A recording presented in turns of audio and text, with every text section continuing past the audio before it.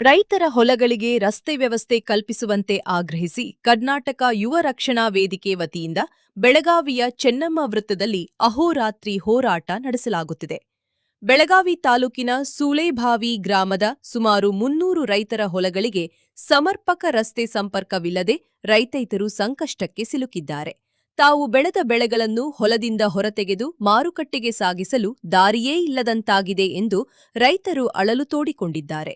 ಈ ಸಮಸ್ಯೆ ಕುರಿತು ಹಲವು ಬಾರಿ ಜಿಲ್ಲಾಧಿಕಾರಿಗಳಿಗೆ ಮನವಿ ಸಲ್ಲಿಸಿದರೂ ಯಾವುದೇ ಪ್ರಯೋಜನವಾಗಿಲ್ಲ. ಅಧಿಕಾರಿಗಳ ಬಳಿ ಸಮಸ್ಯೆ ಹೇಳಿಕೊಂಡಾಗಲೂ ಸೂಕ್ತ ಸ್ಪಂದನೆ ಸಿಗದೆ ಉಡಾಫೆ ಉತ್ತರ ನೀಡಲಾಗುತ್ತಿದೆ ಎಂಬ ಆರೋಪ ಕೇಳಿಬಂದಿದೆ. ರೈತರು ಮತ್ತು ಕಾರ್ಮಿಕರು ಇದ್ದಾಗ ಮಾತ್ರ ಸರ್ಕಾರದ ಅಸ್ತಿತ್ವಕ್ಕೆ ಅರ್ಥ. ಆದರೆ ರೈತರ ಸಮಸ್ಯೆ ಬಂದಾಗ ಸರ್ಕಾರ ಹಾಗೂ ಅಧಿಕಾರಿಗಳು ಏಕೆ ಮೌನವಾಗಿದ್ದಾರೆ ಎಂದು ಕರ್ನಾಟಕ ಯುವ ರಕ್ಷಣಾ ವೇದಿಕೆ ಪ್ರಶ್ನಿಸಿದೆ. ಚುನಾವಣೆ ಸಂದರ್ಭದಲ್ಲಿ ರೈತರು ಮತ್ತು ಕಾರ್ಮಿಕರ ಅಭಿವೃದ್ಧಿ, ಮೂಲಸೌಕರ್ಯ ಹಾಗೂ ಸಮಸ್ಯೆಗಳಿಗೆ ಪರಿಹಾರ ನೀಡುವುದಾಗಿ ಭರವಸೆ ನೀಡಲಾಗುತ್ತದೆ. ಆದರೆ ಚುನಾವಣೆ ಮುಗಿದ ಬಳಿಕ ನೀಡಿದ ಭರವಸೆಗಳು ಜಾರಿಯಾಗುತ್ತಿಲ್ಲ ಎಂಬ ಬೇಸರವನ್ನು ಹೋರಾಟಗಾರರು ವ್ಯಕ್ತಪಡಿಸಿದ್ದಾರೆ. ಸೂಳೆಭಾವಿ ಗ್ರಾಮದ 300 ರೈತರ ಹೊಲಗಳಿಗೆ ತಕ್ಷಣ ರಸ್ತೆ ವ್ಯವಸ್ಥೆ ಕಲ್ಪಿಸಬೇಕು, ರೈತರ ಮನವಿಗೆ ಸ್ಪಂದಿಸದ ಅಧಿಕಾರಿಗಳ ವಿರುದ್ಧ ಕ್ರಮ ಕೈಗೊಳ್ಳಬೇಕು ಎಂದು ಕರ್ನಾಟಕ ಯುವ ರಕ್ಷಣಾ ವೇದಿಕೆ ಆಗ್ರಹಿಸಿದೆ. ವರದಿ ಗೌಸ್ ಸನದಿ ವಿಜಯ್, ಶಕ್ತಿ ನ್ಯೂಸ್, ಬೆಳಗಾವಿ.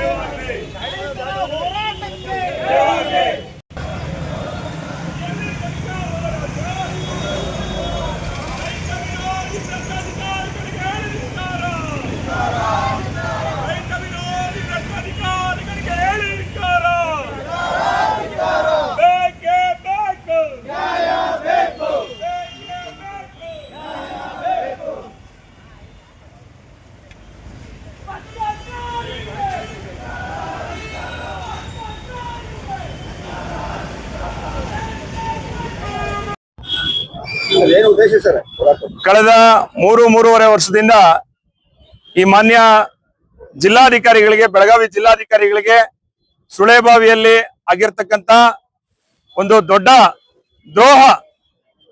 ರೈತರು 300 ಜನ ರೈತರಿಗೆ ಒಂದು ಹೊಲಕ್ಕೆ ಹಾದೋಗ್ಲಿಕ್ಕೆ ಒಂದು ಚಿಕ್ಕದಾದಂತ ಹಾದಿಯನ್ನ ಕೇಳಿದ್ವಿ.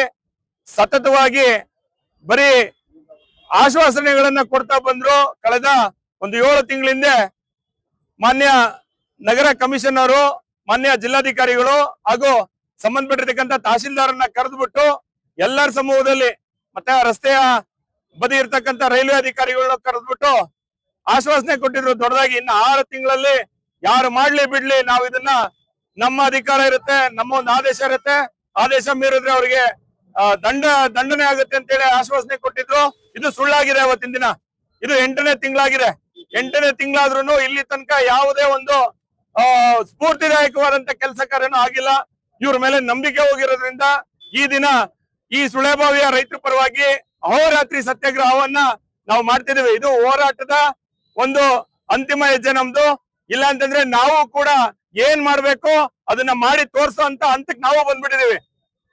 ಯಾಕೆಂದ್ರೆ 3.5 ವರ್ಷದಿಂದ ಆಗಿರ್ತಕ್ಕಂಥ ದೌರ್ಜನ್ಯ, ಅನ್ಯಾಯ ಹೇಳ್ತಿರ್ದು. ಎಷ್ಟೋ ಜನ ರೈತರು ಬಳ್ಳಾರಿ ನಾಲೆನಲ್ಲಿ ಕಾಲನ್ನ ಮುರ್ಕೊಂಡಿದ್ದಾರೆ, ಹಲವಾರು ರೋಗಗಳನ್ನ ಬರ್ಸ್ಕೊಂಡಿದ್ದಾರೆ ಆ ನಾಲೆ ದಾಟಬೇಕಾದ್ರೆ.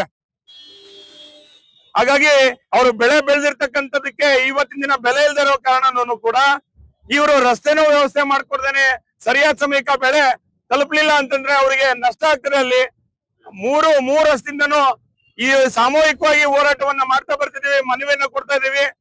ಆ ಮನವಿಯ ಪತ್ರದ ಬೆಲೆನೇ ಒಂದು 30,000 ದಾಟ್ಬಿಟ್ಟಿದೆ.